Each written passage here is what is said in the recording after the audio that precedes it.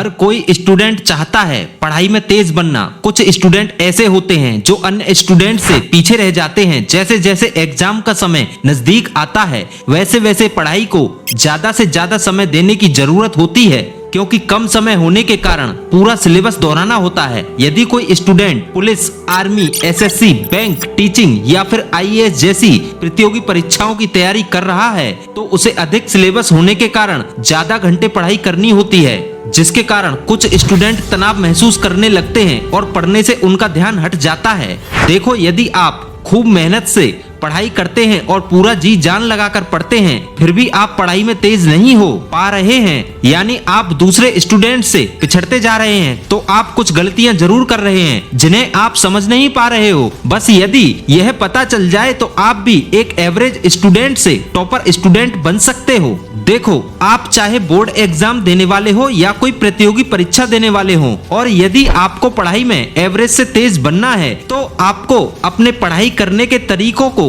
बदलना होगा या फिर इफेक्टिव स्टडी प्लान बनाने की जरूरत है। वीडियो पूरा देखना, मैं आपको 6 तरीके बताने जा रहा हूँ। इन्हें आप अपनाकर पढ़ाई में तेज बनकर सफल हो सकते हैं। देखो, अगर आपने सफर शुरू कर ही दिया है तो बीच रास्ते से लौटने का कोई फायदा नहीं होगा, क्योंकि वापस आने में जितनी दूरी तय होगी क्या पता मंजिल उससे भी पास हो। तरीका नंबर 1, अपने स्टडी गोल को लिख लीजिए। हर दिन एक गोल को फिक्स कीजिए कि आज आपको क्या करना है। ध्यान रहे कि आप वही गोल सेट करें जो आप पा सकते हो। जैसे आपको 100 पृष्ठ पढ़ना है, उसको प्रतिदिन 25 पृष्ठ के हिसाब से बांट दीजिए, तो आप 4 दिन में 100 पृष्ठ आराम से पढ़कर सब समझकर याद कर सकते हैं। एक कहावत है, उतना ही उठाइए जितना आप आसानी से निगल सकें। नंबर 2, खुद को पहचानो। ज्यादातर स्टूडेंट यही करते हैं कि उन्हें पता ही नहीं होता कि उनकी रुचि किस विषय में है। वैसे भी एक स्टूडेंट को अपने पसंदीदा विषय पढ़ने चाहिए। ऐसा नहीं करना चाहिए कि किसी के कहने या दबाव में आकर आप विषय का चुनाव कर लें। अगर ऐसा है तो रुक जाइए। जिस सब्जेक्ट में आपका मन पढ़ने में लगता है उनका चुनाव कीजिए और लग जाइए अपना भविष्य बनाने। जैसे आपको आर्ट पसंद है तो साइंस के साथ मत जाओ। किसी ने कहा है, राह संघर्ष की जो चलता है वही संसार को बदलता है। जिसने रातों में जंग जीती है सूर्य बनकर वही निकलता है। नंबर 3, लोगों की बातों पर ध्यान देना बंद कर दो, क्योंकि इससे आपका ध्यान भटकता है। देखो, आपको अपने हर फैसले के बाद यह डर रहता है कि 4 लोग क्या कहेंगे, लेकिन जब आप पढ़ाई में तेज होना चाहते हैं तो आपको अपने मन से यह बात पूरी तरह निकाल देनी होगी कि 4 लोग क्या कहेंगे, क्योंकि लोगों की आलोचना आपकी कामयाबी के साथ ही तारीफ में भी बदल जाती है। लेकिन इसके लिए जरूरी है कि आपको पढ़ाई करके अच्छे परिणाम भी लाने होंगे।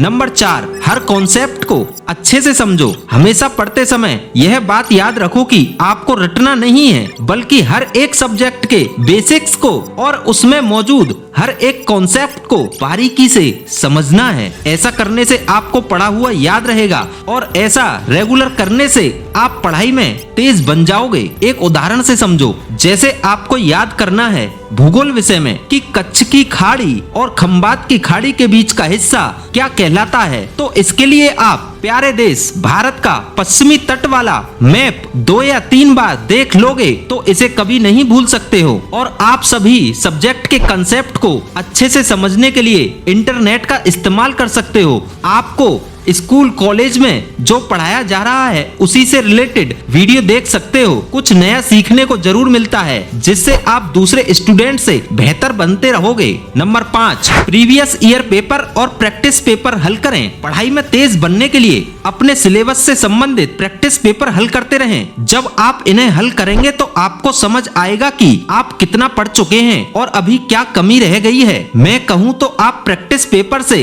अपनी पढ़ाई का अंदाजा लगा सकते हैं। इसके अलावा आप प्रीवियस ईयर पेपर को भी सॉल्व करें। इससे आपको यह पता चलेगा कि किस प्रकार के प्रश्न परीक्षा में आते हैं और कुछ नए प्रश्न भी आपके सामने आते हैं, जिससे आपकी तैयारी अच्छी होगी और आप दिन प्रतिदिन अच्छे बनते चले जाओगे और आप एवरेज नहीं पढ़ाई में तेज बनते रहोगे। नंबर 6, पढ़ाई करते समय अपने स्वास्थ्य का ध्यान रखना बहुत जरूरी है। देखो, यदि आप स्वस्थ रहेंगे तो आपका दिमाग भी सही रहेगा और अच्छे से काम करेगा। बढ़ेगा और आप पढ़ाई में तेज होते चले जाओगे, क्योंकि स्वस्थ शरीर में स्वस्थ मस्तिष्क का वास होता है। पढ़ाई करते समय सबसे ज्यादा कार्य दिमाग से ही होता है, इसलिए दिमाग तभी स्वस्थ रहेगा जब आप शारीरिक रूप से स्वस्थ होंगे। इसके लिए आप योग, सुबह सुबह टहलना, हल्का व्यायाम कर सकते हैं और विटामिन युक्त भोजन जरूर करें। आशा करता हूँ यह तरीके आपको पसंद आए होंगे और आपको इनसे लाभ होगा। वीडियो आपको अच्छा लगा हो तो लाइक करना